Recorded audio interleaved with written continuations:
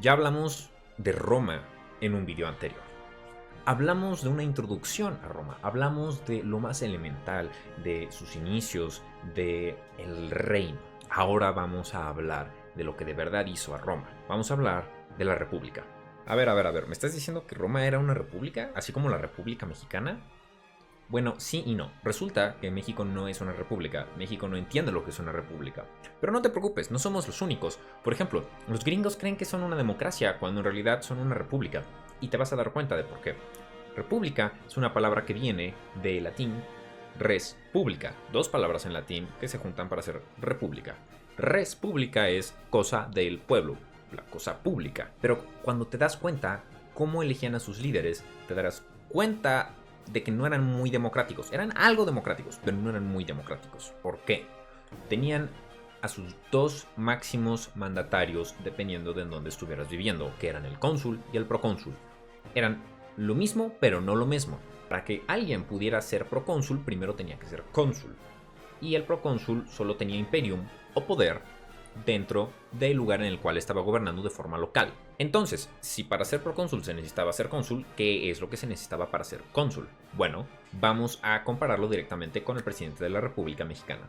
Primero vamos a enlistar las cosas que se necesitan para ser presidente de la nación, excluyendo temas de edad. Se necesita no ser ministro de ninguna religión, no ser funcionario, tampoco militar ni policía, ser electo por los mexicanos, como por voto popular, y ser un ciudadano mexicano, no nada más nacido en México, sino que además, por lo menos uno de tus padres haya nacido también en México. Ahora vamos a compararlo con el cónsul de forma directa y paso por paso. El presidente mexicano tiene la obligación de no ser un funcionario para el momento en el cual está buscando ser presidente. Pero eso no era un requerimiento para un cónsul romano.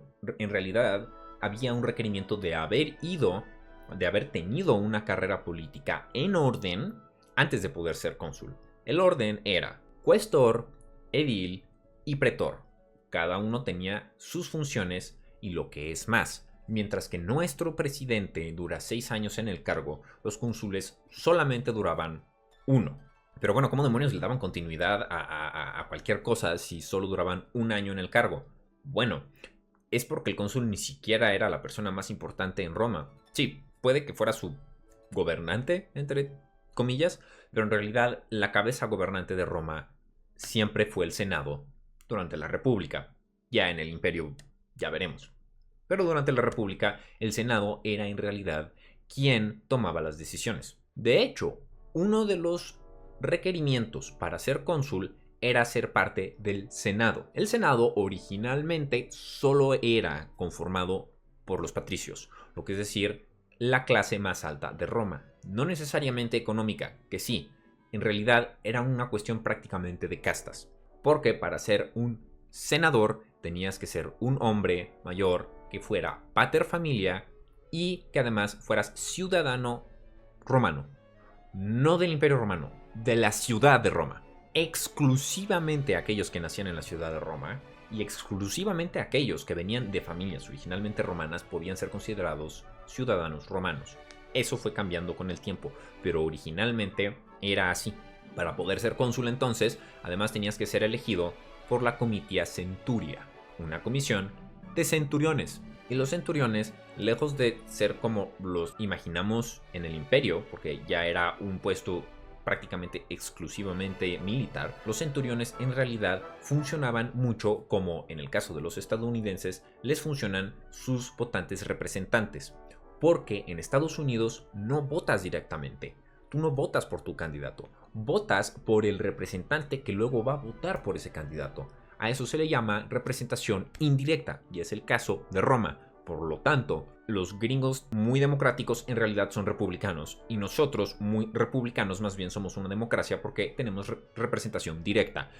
Yo voto directamente por mi representante, es una república. Yo voy y yo voto directamente por mi presidente o cónsul, por mi mandatario, es una democracia. Estados Unidos y México lo confundieron. Eres un tonto, muchacho. Ahora, sí que hubieron casos en los cuales se llegó a prolongar la administración de un cónsul. Incluso hubieron ocasiones de crisis en las cuales tenían dictadores. Sí, es una palabra horrible en nuestro mundo moderno, pero en realidad en Roma era sinónimo de crisis, no interna, sino externa. Cuando un cónsul o un individuo era elevado a estatus de dictador, era porque Roma se encontraba en una situación de crisis y se necesitaba un liderazgo fuerte y continuo que acabara, por ejemplo, con una de sus guerras púnicas, con una de sus invasiones, crisis externas, bárbaros, etcétera, etcétera, etcétera. No era tan fácil que un cónsul que iba siendo renovado anualmente pudiera darle continuidad al tema de la campaña militar, porque mientras que sí, el Senado podía ayudar con temas administrativos y políticos dentro de la ciudad e incluso el Imperio Romano, ya cuando se trataba de liderar al ejército, sí que se necesitaba continuidad.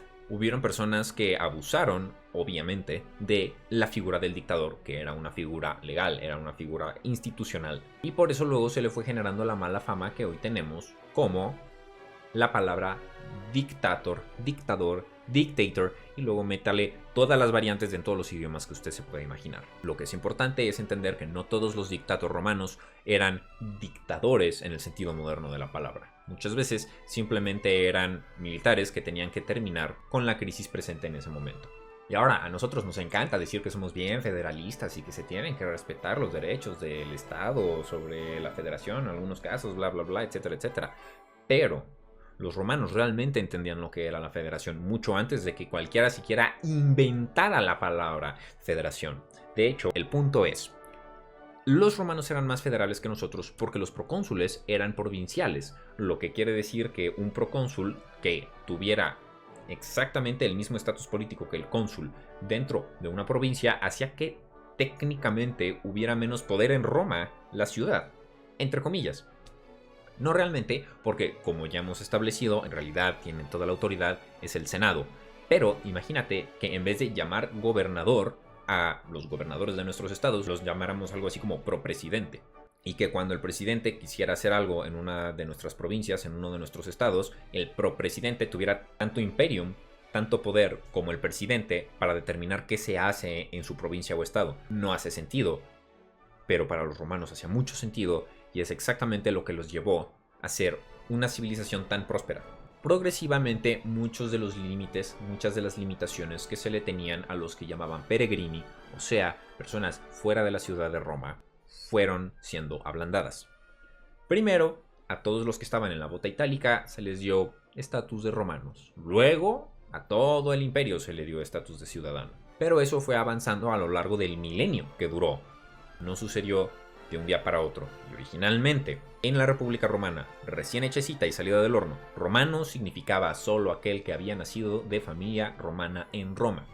Y solo estas personas podían aspirar a ser parte del Senado.